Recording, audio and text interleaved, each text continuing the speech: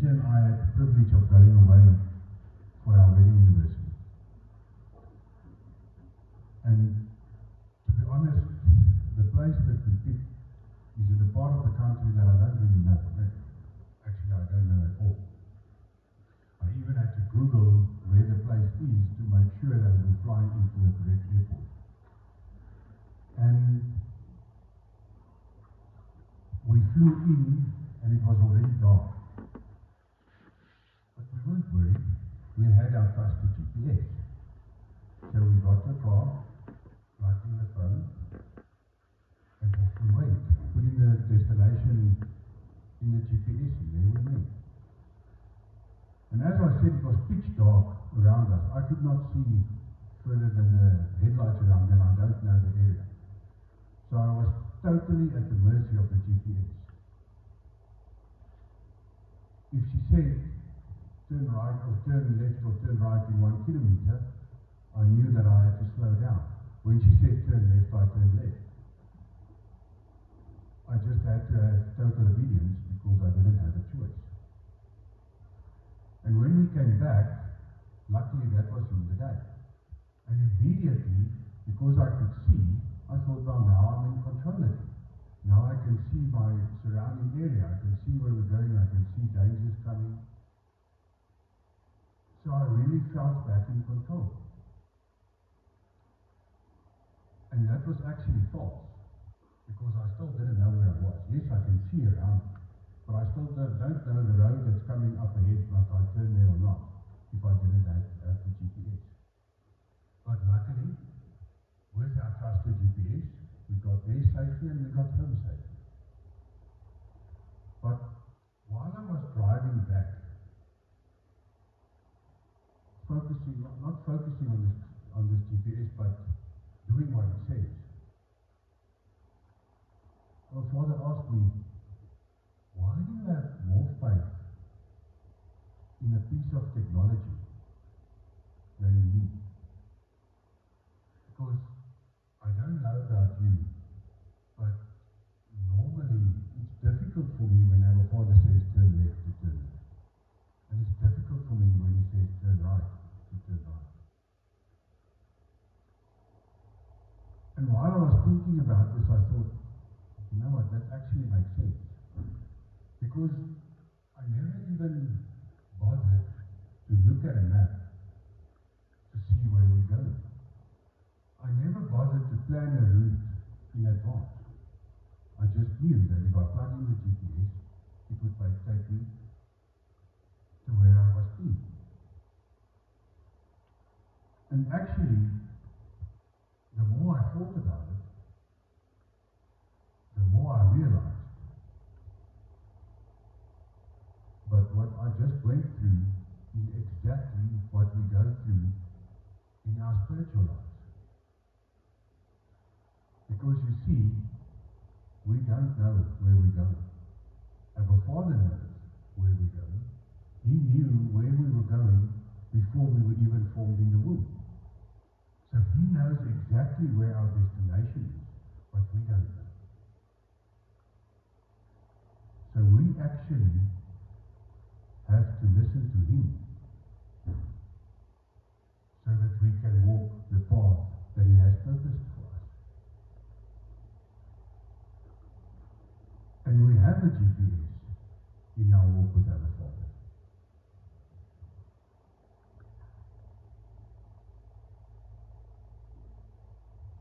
In Isaiah 30 verse 21 we read, whether you turn to the right or to the left, your ears will hear a voice behind you saying, this is the way, walk in it. So just as we have the lady on the GPS says, in 1 kilometer turn left, or turn right, or make a U-turn, or sometimes recalculating,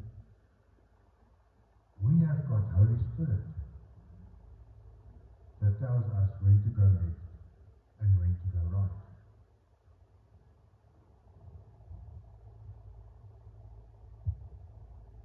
And we've got so many scriptures that promises us this. In Nehemiah 9 from verse 19 we read, Because of your great compassion, you did not abandon them in the wilderness. By day, the pillar of cloud did not fail to guide them, or their path, nor the pillar of fire by night to shine on the way they were to take. You gave your good spirit to instruct them. You did not withhold your manna from their mouths, and you gave them water for their thirst. For 40 years you sustained them in the wilderness. They lacked nothing. Their clothes did not wear out, nor did their feet become swollen. And then we also read in Psalm 143 from verse 7, Answer me quickly, Lord, my spirit fails. Do not hide your face from me, or I will be like those who go down to the pit. Let the morning bring me word of your unfailing love, for I have put my trust in you. Show me the way I should go, for to you I entrust my life. Rescue me from my enemies, Lord, for I hide myself in you. Teach me to do your will, for you are my God. May your good spirit lead me on level ground. For your name's sake, Lord, preserve my life. In your righteousness, bring me out of trouble. But Holy Spirit is not merely a GPS. Holy Spirit does not just merely tell us, go left or go right. If we read in Psalm 32 from verse 8, I will instruct you and teach you in the way you should go. I will counsel you with my loving eye on you. Do not be like the horse or the mule, which have no understanding, but must be controlled by bit and bridle, or they will not come to you. Many are the woes of the wicked, but the Lord's unfailing love surrounds the one who trusts in him. You see, our Father says we are not merely horses or mules, that you put the bridle on, and when you take the bridle left, it goes left, and when you take the bridle right, you go right. We have got choice. He gave us freedom of choice to do what we want. That does not change the destination He has for us, but it does mean that maybe we won't get to that destination if we don't listen. So if we look at this verse, and if we look what Holy Spirit tells us, in the above verse, instruct means to be circumspect and hence intelligent.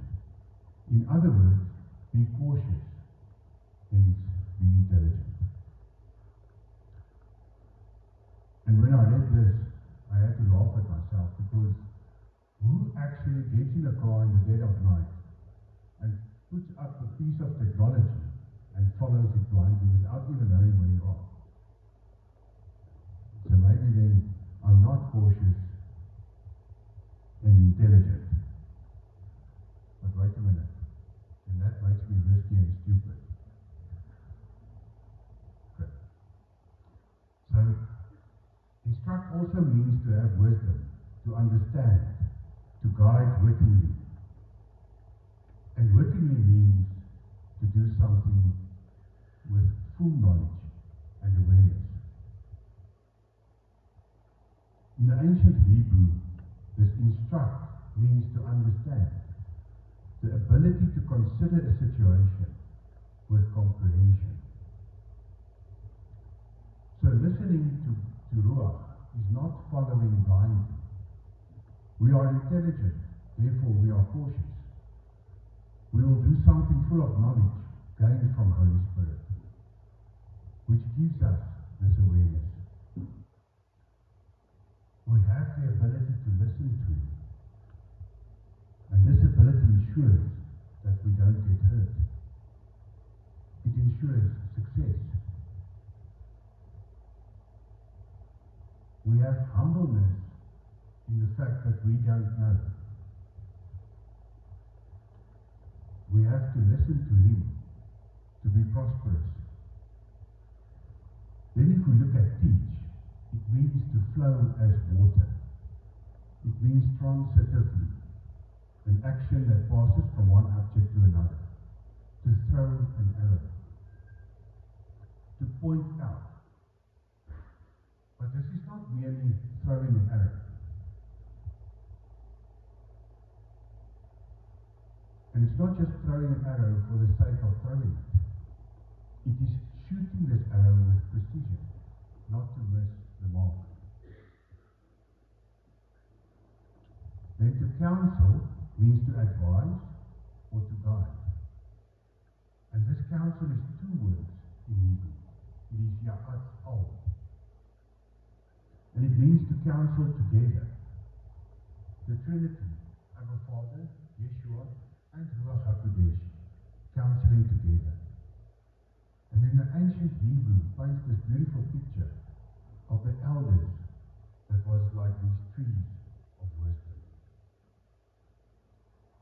So if we look at this picture together, it says we will not only be forced into the right direction, we will be advised and counseled, actively being pointed in the right direction. And be filled with wisdom, making us cautious and intelligent. We will do things because of the intelligence gained from Holy Spirit, which gives us awareness. Because we submit to the in humbleness to the wisdom and authority of Holy Spirit. Because we have a comprehension of His wisdom that is guiding us with precision into the right direction, into our purpose, through Father, Son, and Holy Spirit, guiding us each step. Can you see the focus on precision here? To get us exactly to the right destination. It is not merely thinking, you know what, Cape Town is south of here. If we just get on every road that goes south, then we'll get there. Because maybe you will, maybe you're not. Maybe you'll end up in George. And no offense, George, we love George. But it's not nice to find out that you're actually in George when you want to be in Cape Town. So it is guiding us with this precision. And we read in Matthew 10 verse 30, and even the very hairs of your head are all numbered. This number means a fixed and definite number. It's not a guesstimate, it's a specific and a precise number. So we see so many examples in the Word of our Father where we can see how Holy Spirit guides us. In Acts 8, we read about Philip and the Ethiopian eunuch. So an angel told Philip to go on an exact road. And then when he was traveling on that road, Holy Spirit told him to go to a specific chariot and stick close to it. And while he was walking close to this chariot, he was listening to what the eunuch read, and it was reading out of Isaiah. And Philip asked him, are you understanding what you're reading? And the eunuch asked him to come up and ride with him in his chariot and discuss with him what they're reading. So Philip shared with him the good news of Yeshua based on what he was reading. And then and there, the eunuch stopped the chariot and asked Philip to baptize him. Another one won for the kingdom because Philip listened to Holy Spirit. Then in Acts 10, we read about Peter and Cornelius. So an angel tells Cornelius, while he was praying, that he must send for Simon Peter, that was in Joppa at that stage. And the angel told him exactly where he could find Simon Peter. So he sent men to go and find Simon. And the next day, Simon was on the roof praying. And he got this vision. He got this vision with lots of four-legged animals and reptiles and birds And the voice told him to kill and eat. And Peter said, but Abba Father, I can't. I've never eaten anything unclean in my life. And then the voice told him, do not call anything impure that God had made clean. So while Peter was working through this vision and wondering why he received this vision, an angel told him that 3 men was looking for him and he must go downstairs. And he mustn't be afraid to go with them because they were sent. So the next day he departs with them and he goes to Cornelius. And let's read what happened from verse 25 in Acts 10. As Peter entered the house, Cornelius met him and fell at his feet in reverence. But Peter made him get up. Stand up, he said. I am only a man myself. While talking with him, Peter went inside and found a large gathering of people. He said to them, you are well aware that it is against our law for a Jew to associate with or visit a Gentile. But God has shown me that I should not call anyone impure or unclean. So when I was sent for, I came without raising any objection. May I ask why you sent for me? Cornelius answered, 3 days ago I was in my house praying at this hour, at 3 in the afternoon. Suddenly, a man in shining clothes stood before me and said, Cornelius, God has heard your prayer and remembered your gifts to the poor. Send to Joppa for Simon, who is called Peter. He is a guest in the home of Simon the tanner, who lives by the sea. So I sent for you immediately, and it was good for you to come. Now we are all here in the presence of God to listen to everything the Lord has commanded you to tell us. So Peter shared the gospel of Yeshua with him. And then we read from verse 44. While Peter was still speaking these words, the Holy Spirit came on all who heard the message.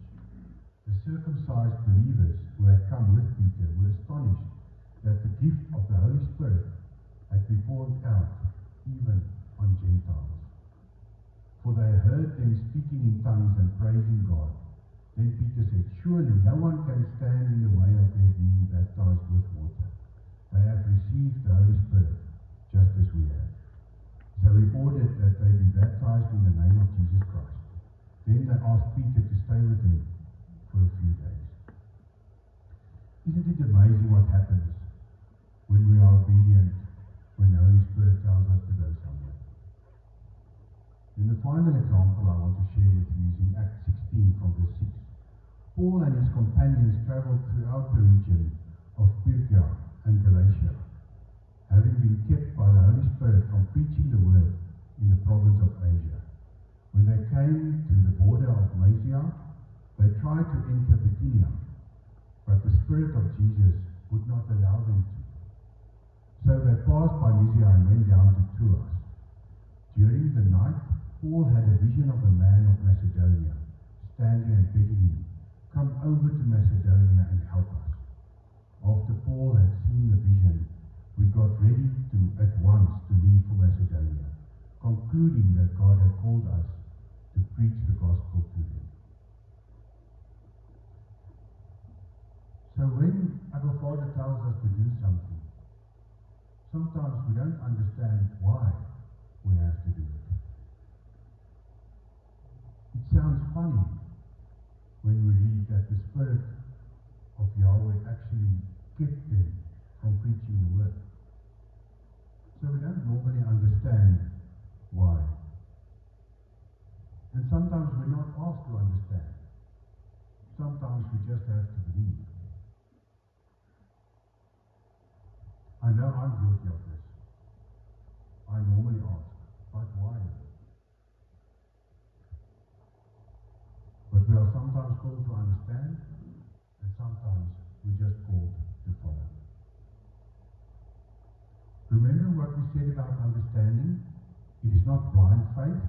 We trust in the infinite wisdom of Holy Spirit we trust His guidance, and we comprehend that wherever He leads us, we will prosper. Now, I know what you're going to tell me.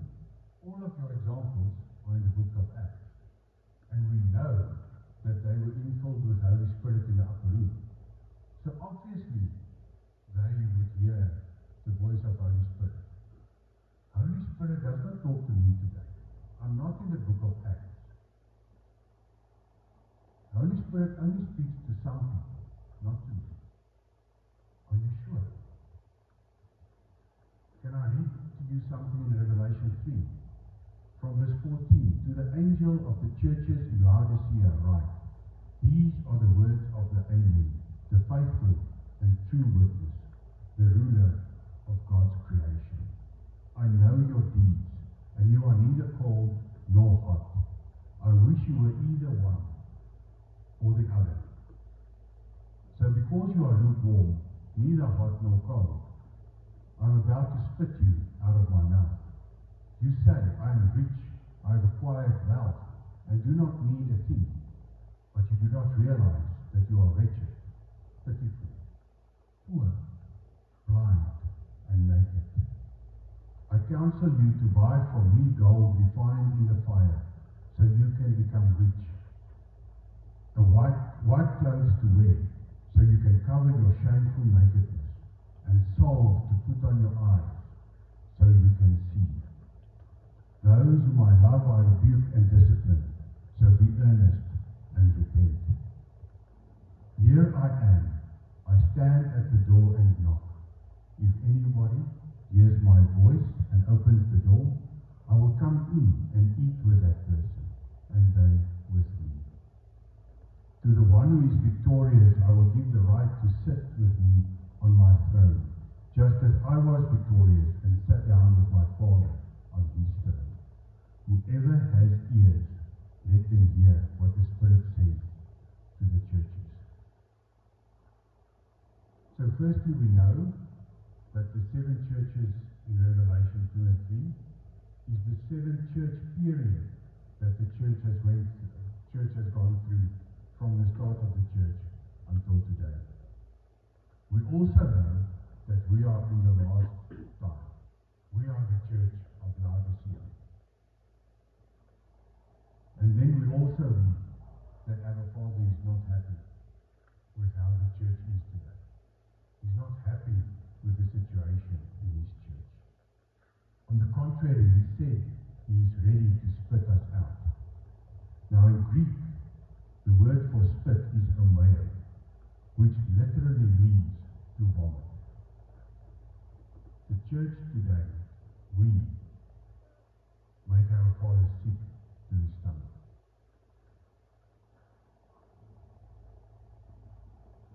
But even though we make him sick to his stomach, he still knocks at our door. He's still waiting for us to open the door so that he can fellowship with us. And he does not have favorites. He calls out to everybody.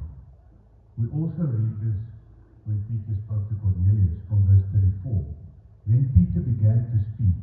I now realize how true it is that God does not show favoritism, but accepts from every nation the one who fears him and does what is right. So our Father speaks to us all. Did you hear verse 22 in Revelation 3? Whoever has ears, let them hear what the Spirit says to the churches. And this line is repeated at the end of every letter to every church. So our Father does not only speak to some people, he speaks to everybody. He speaks to everybody in the church. And he speaks to every church over time. Everybody. In Romans 8 verse 14 we read, for those who are led by the Spirit of God are the children of God. The Spirit you receive does not make you slaves, so that you live in fear of him. Rather, the Spirit you received brought about your adoption to sonship, and by him we cry, Abba, Father. You see, child of God, you are a son and a daughter of Abba, Father. And you are led by Holy Spirit. How do you know this?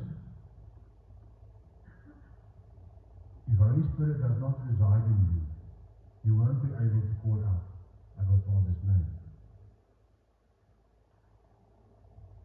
If Holy Spirit doesn't live in you, you won't be able to worship Abba, Father. Every one of us sitting here has got Holy Spirit in us. If you didn't, you wouldn't be here. So why do we struggle to hear Holy Spirit here? Holy Spirit is Spirit. It's not God. So it's easy for us to follow the GPS because you can see the map on the screen. You can see where you have to go left, go right. You can hear the lady telling you, go left, go right. But Holy Spirit is Spirit. And we can't listen with our carnal ears. We have to listen in the Spirit. So what can we do to hear Holy Spirit when He speaks to us? Firstly, you have to be filled with Holy Spirit. So at some stage in your life, you have to have said, Abba, Father, here I am. You have to have invited Holy Spirit to come and live in your heart. You have to have accepted the covenant with Abba, Father.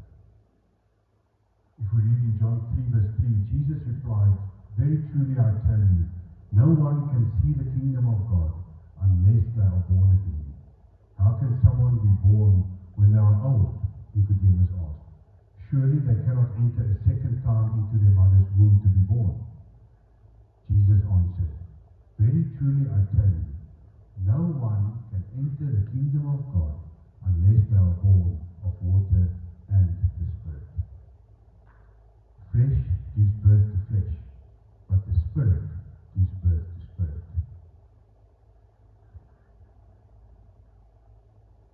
So as I said, when you accept Holy Spirit and Yeshua into your heart, you become a son and a daughter of Yahweh. Then we have to let go of the things of the flesh. If your focus is on the carnal, it will not be on the spiritual. And if you're not focused on the spiritual, you'll not hear Holy Spirit's voice. In Romans 8 verse 3, for what the law was powerless to do because it was weakened by the flesh, God did by sending His own Son in the likeness of sinful flesh to be the sin offering. And so He condemned sin in the flesh, in order that the righteous requirement of the law might be fully met in us, who do not live according to the flesh, but according to the Spirit. Those who live according to the flesh have their minds set on what the flesh desires, but those who live in accordance with the Spirit have their minds set on what the Spirit desires. The mind governed by the flesh is death, but the mind governed by the Spirit is life and peace. So if you are focused on the flesh, you'll be deaf for Holy Spirit's voice.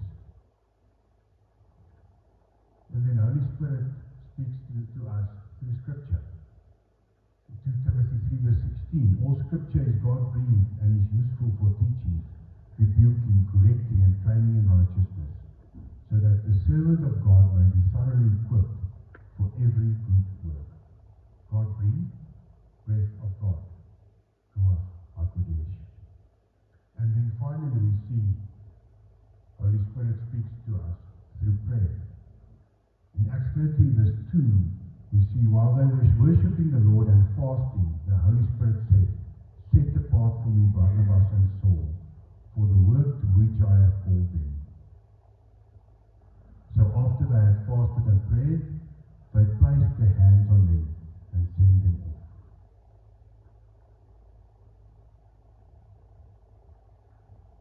So when we pray, of the noise. You won't be able to hear Holy Spirit's voice if there's too much noise around you.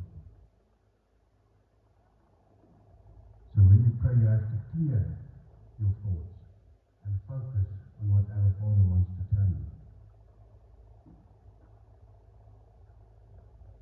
And then we get to some ugly truth. Sometimes we don't hear Holy Spirit because we don't want it. In James 4 verse 7, submit yourselves then to God, resist the devil, and he will flee from you. Come near to God, and he will come near to you. Wash your hands, you sinners, and purify your hearts, you double-minded.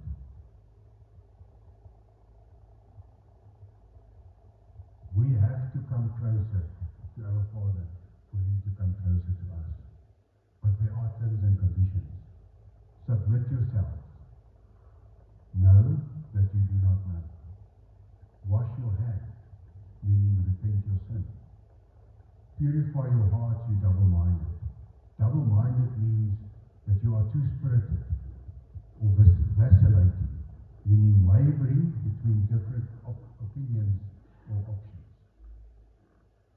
So it is typically being in the front row in church on a Sunday morning,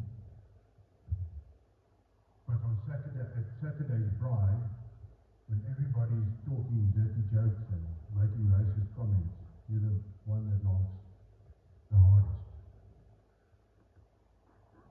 And then purify means to sanctify, to consecrate.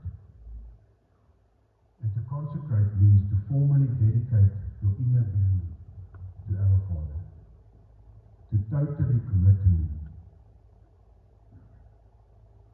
And this is difficult to do, right? Especially in today's world. Because let's face it, in today's world, being a child of our Father is definitely not popular, and it's definitely not easy. And then lastly, most of us hear Holy Spirit when he speaks to us, but we ignore him because we actually don't like what he's saying to us. We like being on this highway that we are on. And then when he tells us to go left, then I'd rather stay on the highway. There's big lanes, there's no traffic. I don't want to go left.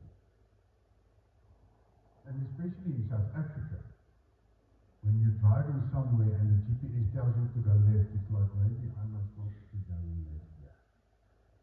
Because people are going to look at me funny when they see me driving this area.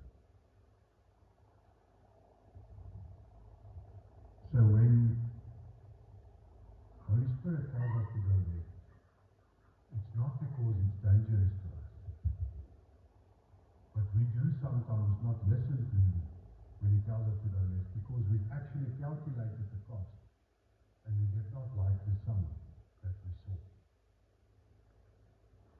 If we read in Hebrews 3 verse 7, as the Holy Spirit says, today if you hear his voice, do not harden your hearts as you did in the rebellion during the time of testing in the wilderness, where your ancestors tested and tried me, though for 40 years they saw what I did.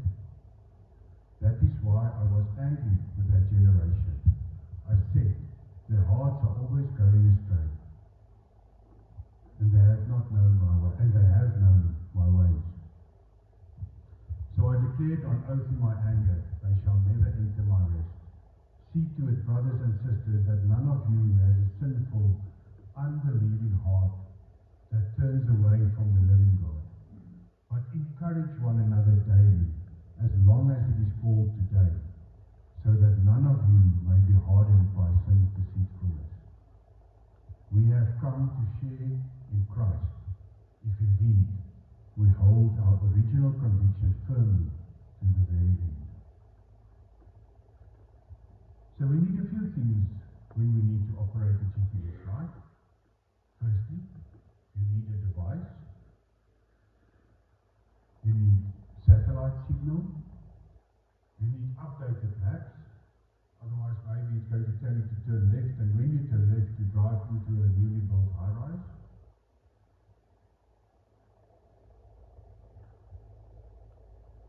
And maybe today, you're feeling that your device's battery is a bit low.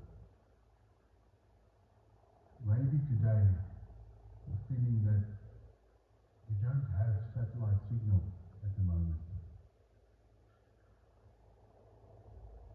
Maybe today you feel like I sometimes feel I've totally lost the device.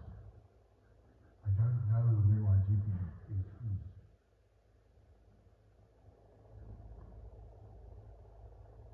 So maybe today is a good day to rectify wherever you are on your road and to recalculate and get back on the road of sanctification with our Father. Today is a good day to listen to Holy Spirit when He tells you to go left or to go right. Today is a good day to submit to Holy Spirit's precision and wisdom. Maybe today is a good day to make that left turn that Holy Spirit has put on your heart to make. And you say, no, not now.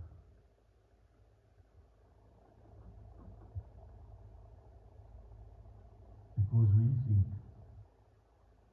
the broad way is the nice way.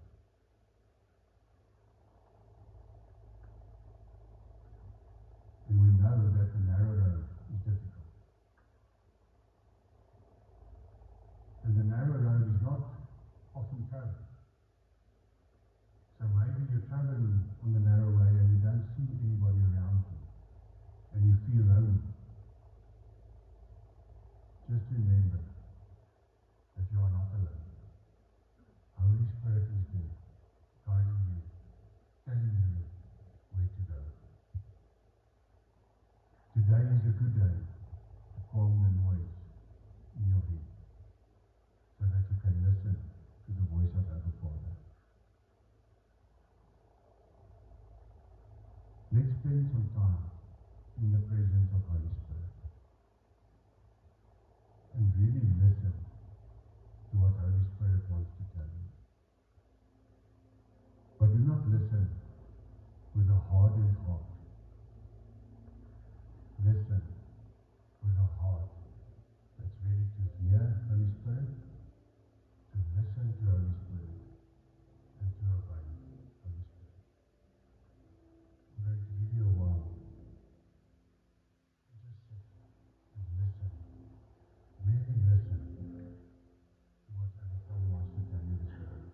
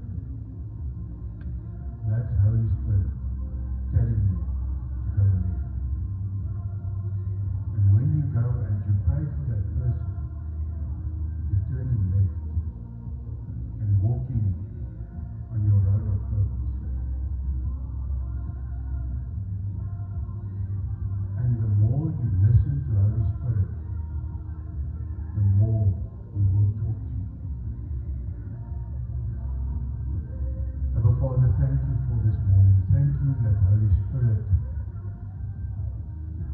talks to us, Daddy. Daddy God, even though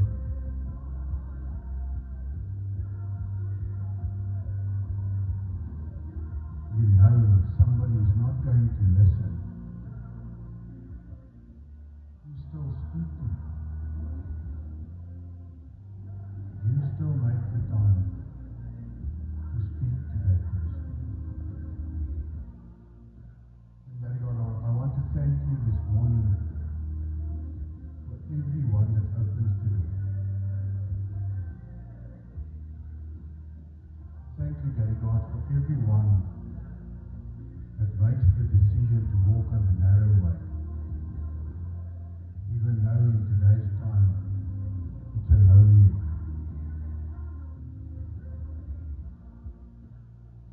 And sometimes when people on the broad way see you on the narrow way, they ridicule us. They laugh at us.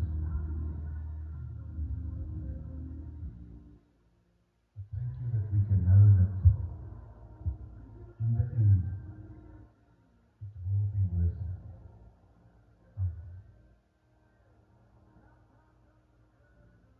And child of Yahweh, when you walk on this narrow road and people are laughing at you, just remember that they ridiculed your Savior on the cross as well. And how did that turn out for you and for me?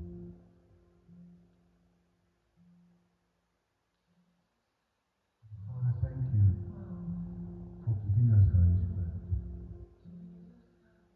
Thank you that Holy Spirit is our comforter and our guidance. Daddy God, I want to thank you for free will, because there can be no true love without free will.